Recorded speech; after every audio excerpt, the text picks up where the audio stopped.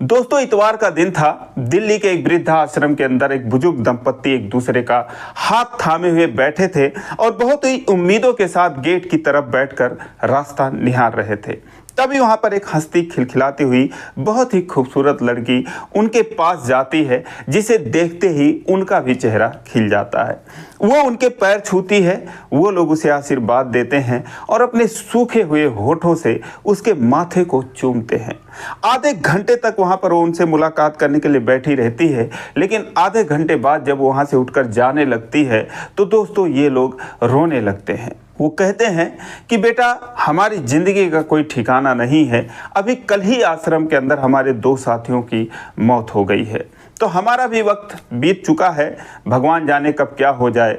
बस हमारी अंतिम इच्छा यही है कि तुम हमारी चिंता छोड़कर अपने जीवन में आगे बढ़ो, यही हमारी कामना है। दोस्तों, एक बहुत ही भावुक कर देने वाली ये कहानी है। आइए जानते हैं पूरी कहानी इस वीडियो में, लेकिन वीडियो में आगे बढ़ने से पहले बस वही रिक्वेस्ट कि आप वीडियो को लाइक कर दीजिए, चैनल को भी सब्सक्राइब कर लीजिए ताकि मेरा हौसला बढ़ता रहे। दोस्तों, ये कहानी है दिल्ली की। उस बुजुर्ग व्यक्ति का नाम मोतीलाल होता है। 1970 में जब वो 20 साल की उम्र उनकी रही होगी, तब वो बिहार से दिल्ली चले आए थे रोजी रोटी के चक्कर में।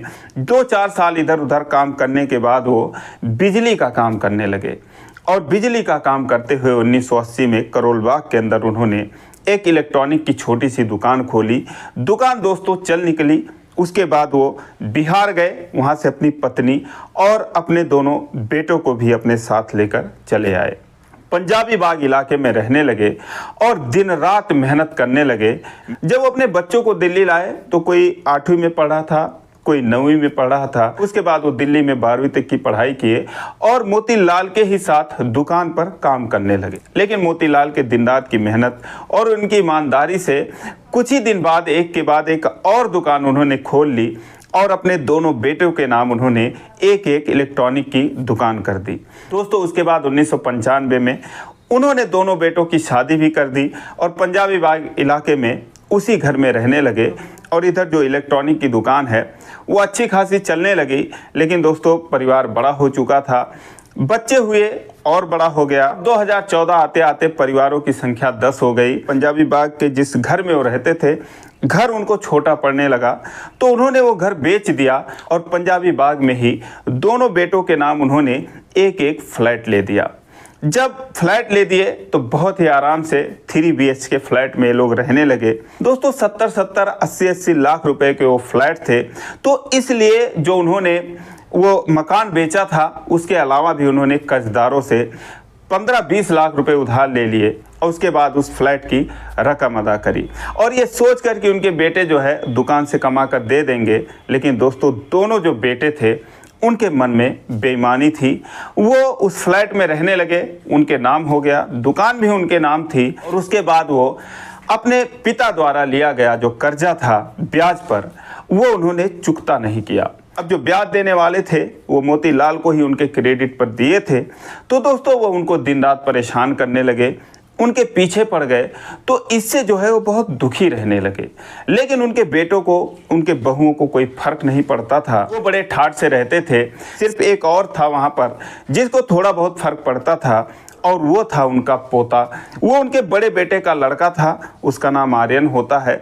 12वीं में वो पढ़ाई कर रहा था। जब अपने दादा और दादी को इस तरीके से वो देखता तो भी बहुत परेशान हो जाता।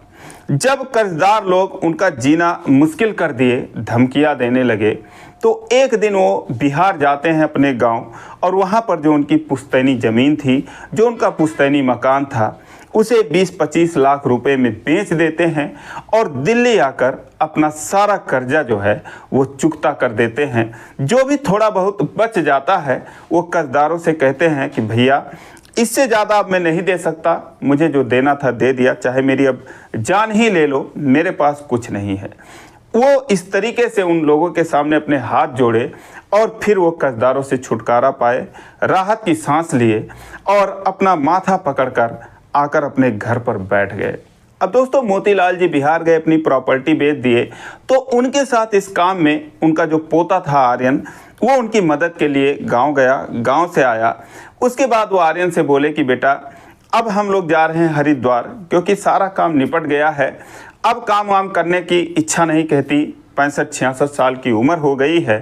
तो अब जाते हैं हम दोनों लोग हरिद्वार, नहा कर आते हैं और आराम से यहीं पर रहेंगे, 2 रोटी इस टाइम 2 रोटी उस टाइम खाएंगे और बचा हुआ ज़िंदगी गुजारेंगे। लेकिन दोस्तों ये तो उनकी सोच थी, लेकिन असली कहानी तो अब शुरू होनी थी। उनके जीवन की कठिनाइयाँ शुरू होने वाली थी।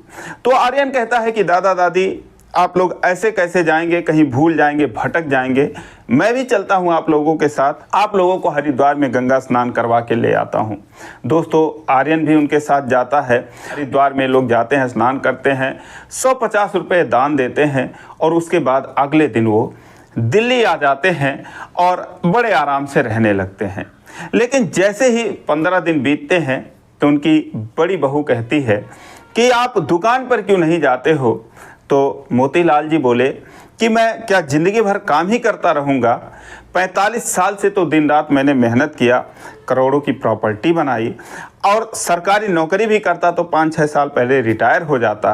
तो उनकी बहू बोलती है कि अरे सरकारी नौकरी करते तो कम से कम पेंशन तो मिलती, अभी आपको क्या मिलेगा।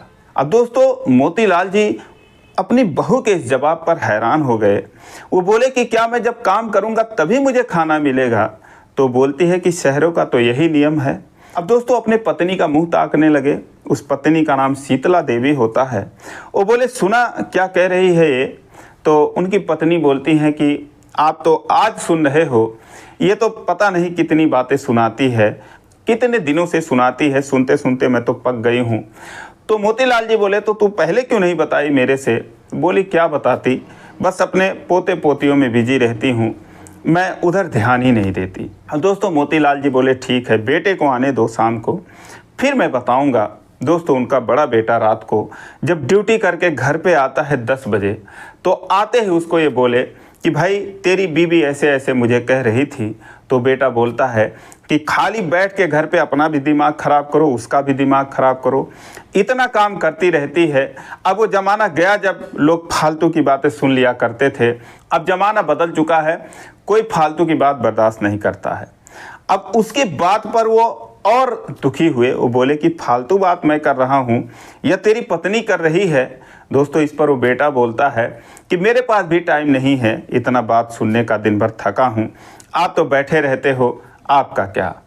अब दोस्तों बताइए 45 साल से उन्होंने दिन रात मेहनत किया था, 15 दिन वो बैठ गए तो उनका बेटा उनको ये जवाब देता है। दुखी हो गए। आर्यन भी वहीं पर खड़ा था। बोला दादाजी टेंशन मत लो, आप उनकी बातों पर ध्यान मत दो, चलो बाहर घूम कर आते हैं। अब दोस्तों लोग रात का भोजन कर चुके थे, चहलकदमी करने के लिए सड़क पर चले गए। तो मोतीलाल जी ने अपने पोते को बताया कि कैसे उन्होंने दिल्ली में आया और भूखे पेट रहकर दिन रात मेहनत किया और 45 सालों के ये तपस्या का नतीजा है जो उन्होंने 4-5 करोड़ रुपए की प्रॉपर्टी बनाई थी, 2 फ्लैट बना दिए, 2 दुकान बना दिए और आज ये लोग उनसे ऐसा बर्ताव कर रहे हैं। आर्यन बोला अब दादाजी क्या ही बताऊं, मम्मी की तो आदत ही ऐसी है। अब आर्यन बोला कि दादाजी आप टेंशन मत लो, मेरी नौकरी लग जाएगी तो हम और आप लोग एक साथ रहेंगे, अलग रहेंगे। तो आर्यन तो बच्चा था, उसे क्या पता कि उसके दादाजी के दिल पर, मोतीलाल जी के दिल पर जो जख्म लगा है वो कितना गहरा है। लेकिन फिर भी उसके इस सहानुभूति से उनको थोड़ी खुशी होती है। वो घर चले आते हैं, रात भर उनको नींद नहीं आती, सोचते हैं चलो अभी एक और बेटा है, इसका क्या, ये निकम्मा है, नालायक है। अगले दिन दोस्तों वहाँ चले जाते हैं, लेकिन वहाँ का हालत और ख़राब होता है। तो दोस्तों वहाँ पर तो उनको और प्रताड़ित किया जाता है। जैसे ही वहाँ पर पहुँचते हैं तैसे वो उनकी बहू बोलती है कि सारा कुछ तो अपना जो था वो बेच डाले, अब यहाँ पर क्या उम्मीद लेकर आए हो। अब दोस्तों मोतीलाल जी तो सन्न रह गए। वो बोले ये दुकानें, ये फ्लैट, ये किसका बनाया हुआ है, किसका ख़रीदा हुआ है। तो बहू बोलती है कि मुझे क्या पता किसका ख़रीदा हुआ है, बचपन से तो ये भी काम करते आए हैं, इनके नाम पर तो एक पैसा है ही नहीं, इनका पैसा कहाँ गया। तो मोतीलाल जी बोले और ये जो फ्लैट है, ये जो दुकान है, तेरे पति के ही नाम पर तो है। तो कहती है तो अब क्या यही लेने आए हो। तो मोतीलाल जी बोले कि 2 रोटी मैं खाऊंगा, 2 रोटी ये खाएगी मेरी पत्नी, तो इससे क्या तेरा फ्लैट, तेरी दुकान सब कुछ ख़त्म हो जाएगा, हम लोग खा लेंगे। तो दोस्तों वो बहू कहती है कि बैठकर खाने से तो राज ख़त्म हो जाता है, फ्लैट क्या चीज़ है, दुकान क्या चीज़ है। अब जब ये बात वो सुनते हैं तो उनकी पत्नी जो है वहाँ पर रोने लगती है। मोतीलाल जी सन्न रह जाते हैं, सोचते हैं चलो ठीक है, बेटे को आने दो। अब दोस्तों शाम को जब उनका छोटा बेटा आता है, उनसे वो सारी शिकायतें करते हैं, तो उसका भी रवैया वही था जो उनके बड़े बेटे का था। अब दोस्तों ये जो जख्म लगा, ये मोतीलाल को फिर संभलने का मौका ही नहीं दिया। वो टेंशन में रहने लगे, चिंता में रहने लगे। एक वही पोता था जो उनको सहारा देता था, लेकिन वो भी अपने माँ बाप पर डिपेंड था। 12वीं के बाद MBA में एडमिशन लेता है और 2 साल कभी इधर धक्के खाए, कभी उधर धक्के खाए। कितनी बार उनके साथ बहू बेटों ने मारपीट करी, लेकिन कोई करता तो क्या करता। ये सब देखते देखते जब आर्यन दुखी हो गया तो एक दिन वो मोतीलाल जी से बोला कि दादाजी आप एक ऐसी जगह चलो जहाँ पर सुकून से रह सकते हो। दोस्तों दिल्ली में वो एक वृद्धा आश्रम का पता लगाता है निहाल बिहार के अंदर, और अपने दादा दादी को वृद्धा आश्रम में ले जाकर छोड़ देता है। दोस्तों जब वो गांव जाते थे, लोग उन्हें सेठ जी कहकर बुलाया करते थे। वो भी छाती चौड़ा करके चला करते थे कि हमारी तो करोड़ों की प्रॉपर्टी है दिल्ली के अंदर। लेकिन दोस्तों आज उनका ये हाल हो चुका था कि वो दूसरों के दिए हुए रोटियों पर पलने को मजबूर थे। लेकिन आर्यन क्या करता, बोलता दादाजी मुझे उम्मीद है कि आप यहाँ पर सुकून से रहोगे, आपके साथ कोई मारपीट नहीं करेगा, और मैं हर हफ्ते आपसे मिलने आया करूँगा, जब भी मौका मिलेगा आपसे मिलने आया करूँगा। दोस्तों वहाँ पर रहते रहते 2 साल बीत गए। 2016 में वहाँ पर आए थे, 2018 आ जाता है। वो हर संडे को आता था, बीच में कोई त्यौहार पड़ जाता था तो भी आता था। 2 साल बीत गए, अपने दादा दादी से यूं ही मिलता रहा। लेकिन इन 2 सालों में ना तो उनका कोई बेटा और ना ही उनकी कोई बहू उन लोगों की सुध लेने वहाँ पर गई। सिर्फ आर्यन ही जाता था और कभी कभी अपने कजन को लेके चला जाता था, अपने भाई को लेके चला जाता था। तो इस तरीके से वो मिलने जुलने का सिलसिला जारी रखा। 2016 से 2018 आ जाता है और एक दिन आर्यन एक बहुत ही खूबसूरत लड़की के साथ उस वृद्धा आश्रम में जाता है, अपने दादा दादी के पैर छूता है, उस लड़की से भी कहता है कि तुम भी छुओ, यही मेरे दादा दादी हैं। वो भी पैर छूती है। अब उसके दादी बोलती हैं कि बेटा ये कौन है, शर्मा जाता है, बोलता है कि दादी ये मेरी दोस्त है। उसकी दादी कहती है बहुत खूबसूरत है, बहुत अच्छी जोड़ी है तुम्हारी। समझ जाते हैं वो पति पत्नी दोनों कि उनका जो पोता है वो इसकी दोस्त है, इसकी ये गर्लफ्रेंड है। दिल्ली में ये सब नॉर्मल वाली बात थी। अब दोस्तों उसके बाद ये दोनों अक्सर मिलने जाया करते थे। 2019 आ जाता है, उसका MBA कंप्लीट हो जाता है। उसकी एक बहुत ही अच्छी जॉब लगती है जो कि करीब 40-50 हज़ार रुपये की थी।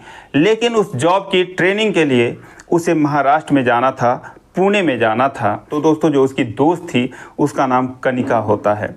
कनिका से उसने बोला कि कनिका मैं नौकरी नहीं कर पाऊंगा क्योंकि मैं ट्रेनिंग नहीं कर पाऊंगा, मैं अपने दादा दादी को छोड़कर तो जा ही नहीं सकता, मुझे उनकी चिंता लगी रहेगी।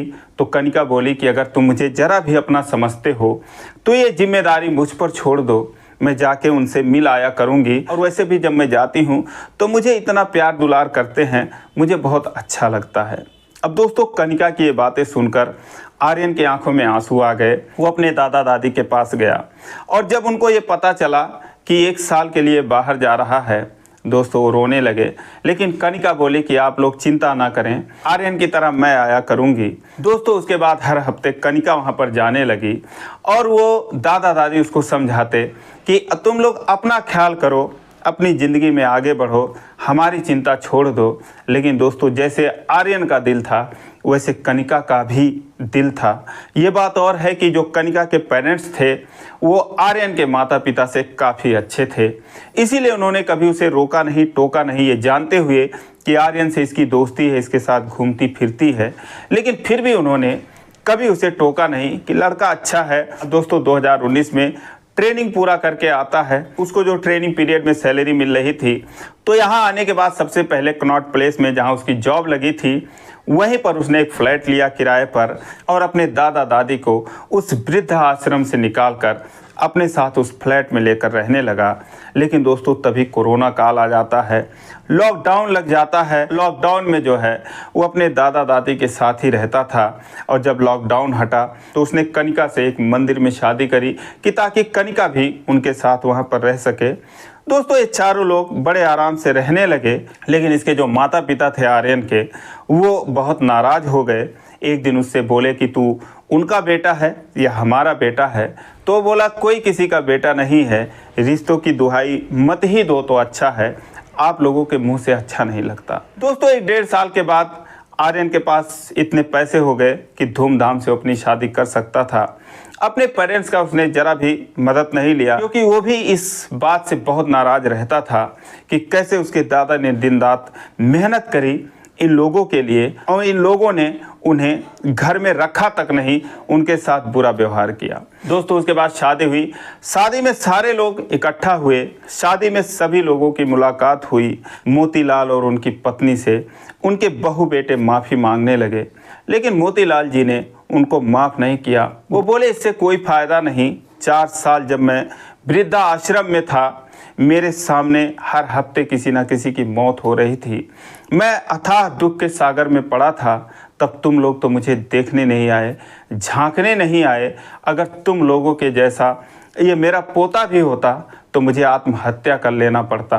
तो तुम लोग यही समझ लो कि मैं तुम लोगों के लिए मर चुका हूँ, तुम लोग हमारे लिए मर चुके हो। आर्यन और कनिका भी वहीं खड़े होकर ये सब बातें सुन रहे थे। उसके बाद उसके दादा दादी रोने लगते हैं। ये दोनों लोग उन्हें गले लगाकर संभालते हैं और उसके बाद वहीं से वो उन लोगों को लेकर अपने फ्लैट पर चले जाते हैं।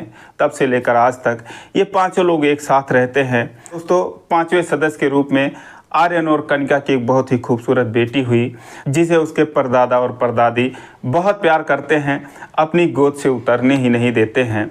तो दोस्तों ये रही कहानी। आप लोगों को कैसी लगी कमेंट करके ज़रूर बताएं, और ज़रा भी अच्छी लगी हो तो वीडियो को लाइक नहीं किया है तो लाइक कर दीजिए, चैनल को सब्सक्राइब कर लीजिए। फिर मिलेंगे अगले वीडियो में, तब तक के लिए जय हिंद।